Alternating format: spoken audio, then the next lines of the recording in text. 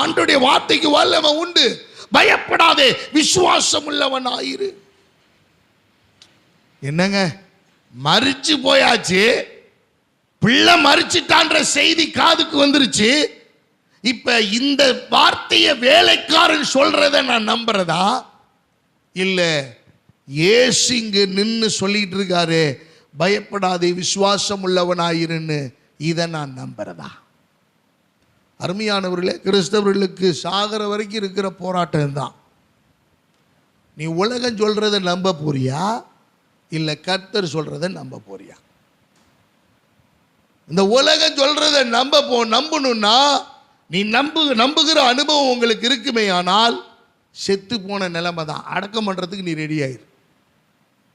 ஆனா நீ பயப்படாதே விசுவாசம் உள்ளவனாயிரு என்று இயேசு அந்த இடத்துல பிரகடனப்படுத்துகிற வார்த்தையை நீங்கள் விசுவாசிப்பீர்களே, ஆனால் உங்க பிள்ளைய உயிரோட பார்க்கறதுக்கு ரெடியா இருங்க. யவீர் அப்படித்தான். யவீரனுடைய ரியாக்ஷன் எதுவுமே இல்லைங்க. யோசிச்சு பாருங்க, நீங்க பைபிள்ல நானும் தேடி பார்த்துட்டேன்.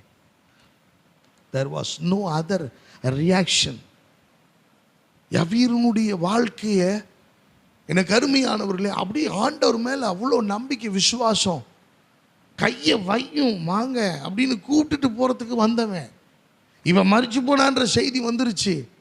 இப்ப மரிச்சும் போயாச்சுன்ற சொல் கம்ப்ளீட் ஆயிடுச்சு, அது அவ்வளோதான். ஆனா இயேசு சொல்லுகிறார், இல்லை பயப்படாதே விசுவாசம் உள்ளவனாயிரு. இதை நான் எப்படி பார்க்குறேன் அப்படின்னா, எனக்கு அருமையான தெய்வ பிள்ளைகளை, உலகம் சொல்லும் நீ தோற்று போவேன்னு, ஆனால் இயேசு ஒருத்தர் தான் சொல்லிகிட்டே இருப்பார் உனக்கு தோல்வியே கிடையாதுன்னு. எனக்கு அருமையானவர்களே, உலகத்தின் மருத்துவம் சொல்லும் இதற்கு நீ ரெகுலர் ட்ரீட்மெண்ட் எடுக்கலைன்னா ஒன்றுமே நடக்காதுன்னு. ஆனால் இயேசு சொல்லுகிறார், ட்ரீட்மெண்ட்டே இல்லாமல் சுகப்படுத்துகிற மருத்துவராக நான் உனக்கு இருக்கிறேன்ப்பா அப்படின்னு அவர் கத்திக்கிட்டு இருக்கார்.